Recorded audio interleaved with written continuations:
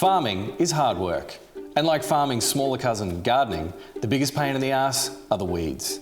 Now, when you garden at home with enough motivation, you could pull them all out by hand. But on a 300-acre farm, not so much.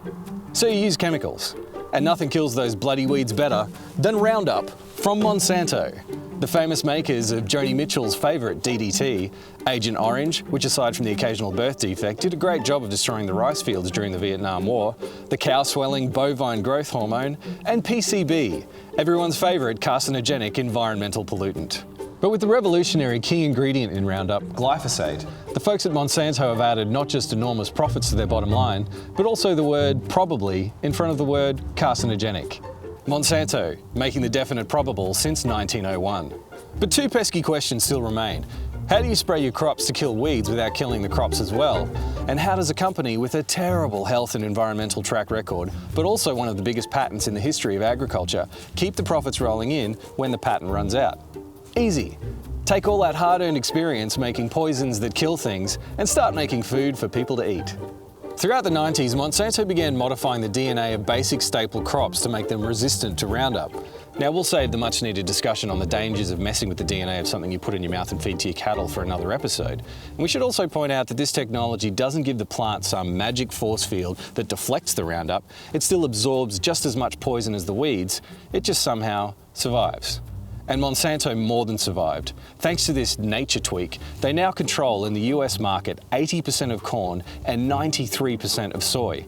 And as Bill Murray and Jason Schwartzman are to Wes Anderson films, so are corn and soy to modern food processing. They're in everything. At this point, you might be wondering, how is this allowed to happen? How can farmers be okay with this?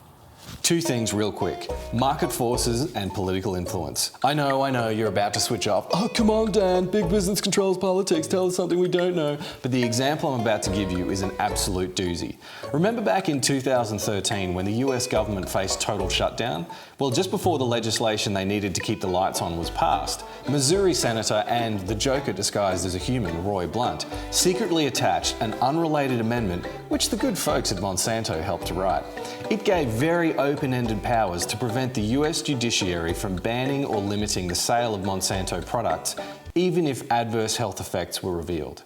The legislation passed, but expired later through a sunset clause in September 2013. Even still, this raises a veritable cornucopia of WTFs.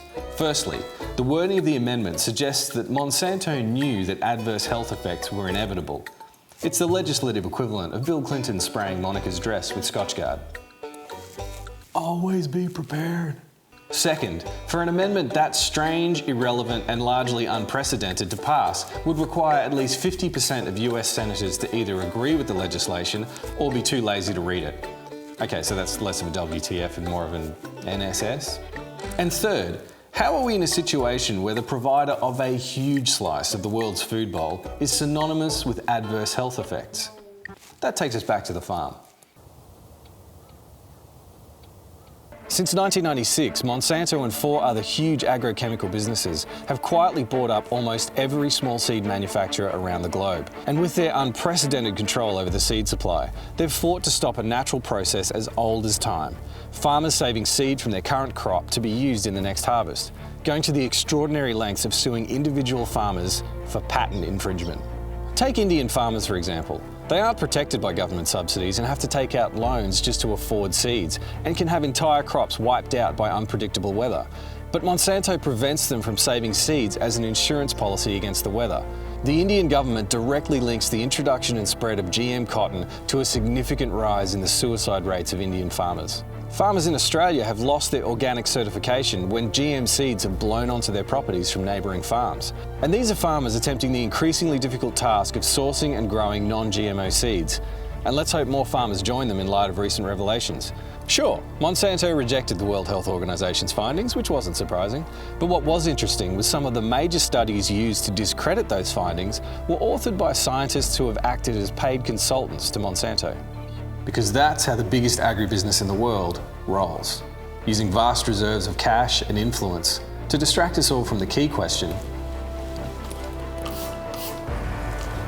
why are we all being fed by a poison expert?